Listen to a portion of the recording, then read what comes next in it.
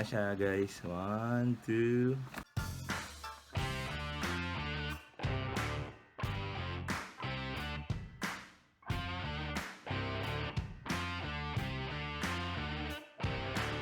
So yan guys, hello. So for today's video, unbox natin tong bili natin gear. Bali ano siya, rider boots.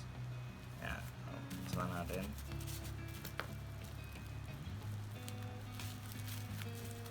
Bali in order ko nga lang pala siya sa Shopee.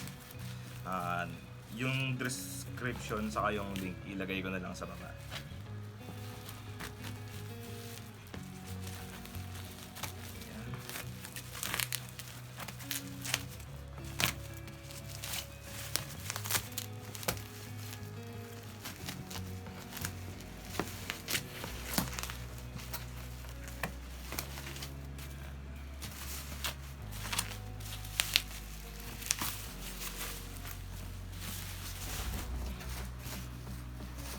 So ito siya guys, Duhan boots. So ayan, ano siya nga, DS002A.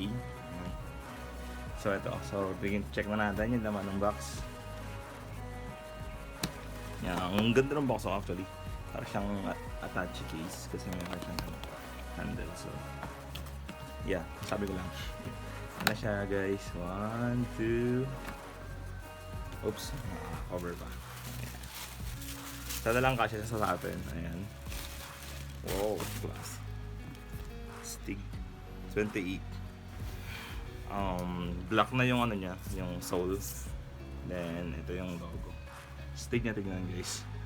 Ayan. So, kasi yung ginagamit kong sapatos, sira na rin siya. So, bumili na akong bago. Para rin sa safety natin pa nagra-ride. Ayan. At included sa box, meron siyang kasamang isa pang sintas or lace.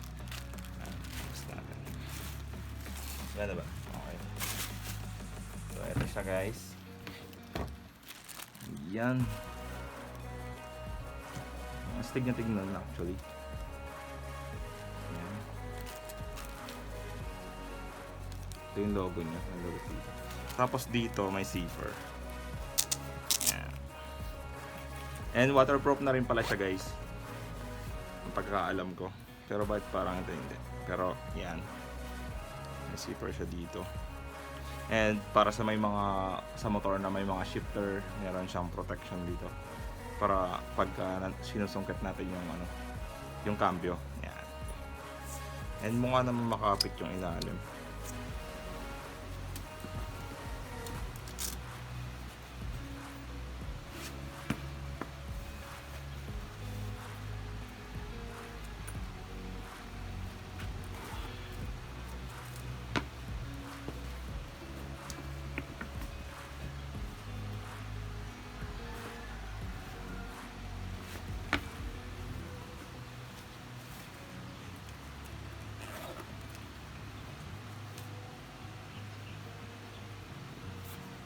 Kaya nga pala ako bumili dito kasi for safety na rin sa mga rides natin. And meron siyang ano dito, matigas siya dito para sa ankle natin, ankle protection. So once na sumemplang tayo and maipit yung paa natin, hindi agad madadali yung ating ankle, hindi siya agad madadamage, or ito yung pinaka main protection ng paa natin.